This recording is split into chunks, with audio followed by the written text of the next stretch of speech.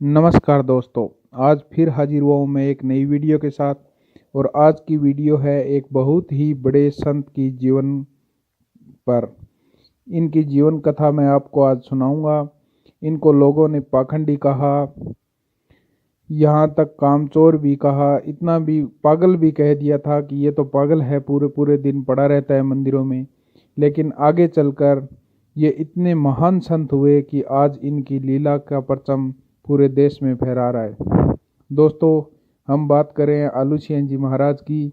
आलू सिंह जी महाराज बहुत बड़े श्याम भक्त हुए, जिन्होंने पूरे भारतवर्ष में श्याम नाम के झंडे गाड़ दिए।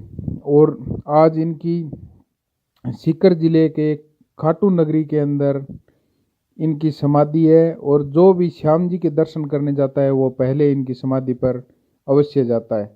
दोस्तों, वीडियो शुरू करने से पहले मैं कुछ आपको झलक दिखलाना चाहूँगा श्री आलू सिंह जी महाराज की, कि वो कैसे भजन कीर्तन करते थे श्याम प्रभु के मंदिर में। चलो देखते हैं आगे की वीडियो।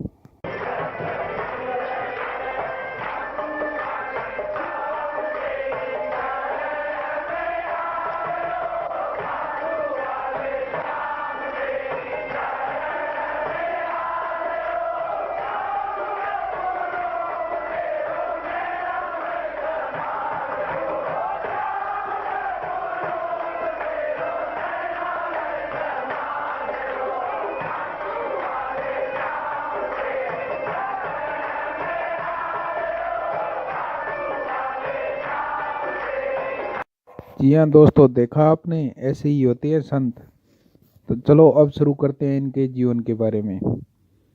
आलू सिंह जी महाराज का जन्म राजपूतों के परिवार में हुआ था। इनका जन्म 1916 में खाटू नगरी में हुआ था, जो कि राजस्थान के सीकर जिले में है। एक ये छोटा सा कस्बा था पहले, अब तो ये बहुत बड़ा धाम माना जाता है बाबा श्री श्याम जी महाराज का। आलू सिंह जी महाराज के पिता का नाम किशन सिंह था, जो कि श्याम के भगत ही थे। बचपन से ही आलू सिंह जी महाराज श्याम बाबा के भजन कीर्तन करते तथा पूजा अर्चना करते थे।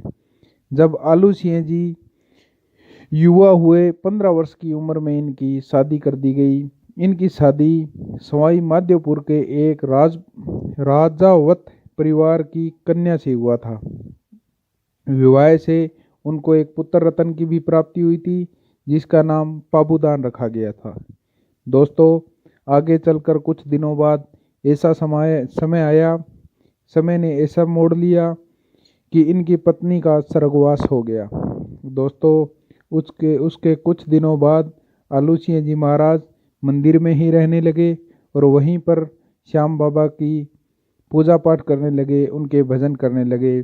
आलू सिंह जी महाराज सुबह दूर दूर तक जाते पैदल, और फूल वगैरह जो भी मिलता वो लेकर आते और बाबा का श्रृंगार करते, उनके चरणों में फूल चढ़ाते और वो घंटों घंटों भजन करते रहते थे। आलू सिंह जी महाराज की ऐसी दिनचर्या देखकर लोगों से रहा नहीं जाता था।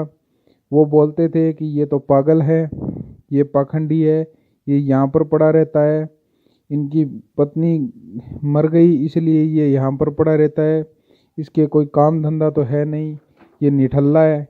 लोग इसी तरह से ताने मारते थे। दोस्तों, लोगों को क्या पता था कि जिसको आज वो मूर्ख बोल रहे हैं, पागल बोल रहे हैं, पाखंडी बोल रहे हैं, आगे चलकर दुनिया इनकी गुणगान करेगी।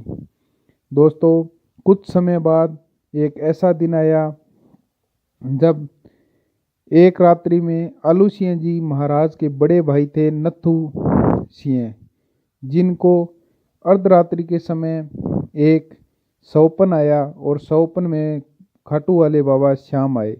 श्याम जी महाराज ने कहा, उनको आदेश दिया कि आप मेरे भगत आलू सिंह को रेवाड़ी ले जाकर श्याम बहादुर से मिलाइए, वो इनके गुरु बनेंगे और इनको ज्ञान प्राप्त देंगे। दोस्तों, फिर क्या था, जिस तरह नत्थू सिंह जी को बोला गया था, उसी तरह नत्थू जी सुबह उठते ही आलू सिंह जी महाराज को सभी बातों के बारे में बताया और उनको रेवाड़ी चलने को कहा। आलू सिंह जी महाराज ने श्याम बाबा की जो भी बात कही हुई थी उसको सिर माथे लेकर वो रेवाड़ी को चले गए। रेवाड़ी में आलू सिंह जी महाराज को जब श्याम बहादुर जी ने देखा, तो श्याम बहादुर जी भी क्या थे, वो भी श्याम बाबा के ही भगत थे। और इनकी अगर आपको जीवन लीला के बारे में पूछना है या आप चाहते हो कि इनका भी हम परिचय दें, तो आप मेरे कमेंट सेक्शन में लिख देना। आगे चलकर मैं इनका भी एक वीडियो बनाकर डाल दूंगा। श्याम बहादुर जी ने प्रसन्न होकर आलू सिंह जी को देखते ही वो समझ गए थे कि ये बाबा ने खुद भेजा है मेरे पास। तो वो प्रसन्न होकर आलू सिंह जी महाराज को अपने गले लगा लिया और उन्हें सिद्ध श्रोमणी भगत होने का आशीर्वाद दिया। दोस्तों, इसके बाद आलू सिंह जी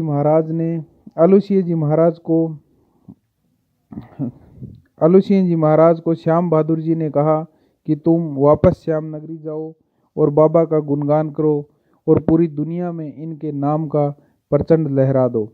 इसके बाद क्या था, आलू सिंह जी महाराज ने बाकी पूरी जीवन भर श्याम बाबा की भक्ति की, अखंड ज्योत जलाई। इसका प्रकाश आज भी पूरी दुनिया में फैल रहा है। और इतना ही नहीं, आज जब श्रद्धालु खाटू नगरी जाते हैं तो सभी आलू सिंह जी महाराज की समाधि के दर्शन करते हैं और वहाँ पर जो भी मनोकामना करके आते हैं वो आज भी वहाँ पर पूर्ण होती है।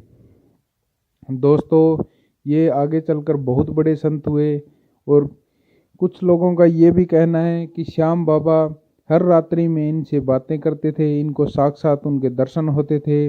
इतना ही नहीं, ये जिस भी रोगी या किसी के सर पर हाथ रख देते थे तो उसके जो भी रोग होता था, जो किसी भी प्रकार की उसके दिक्कत होती थी, वो तुरंत ठीक हो जाती थी।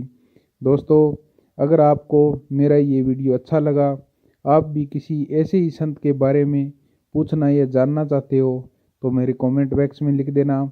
मैं आपको उनकी जानकारी देने का पूरा प्रयास करूँगा। दोस्तों, आप जब भी खाटू नगरी जाओ तो आलू सिंह जी महाराज के दर्शन अवश्य करना। ये बहुत बड़े संत हैं।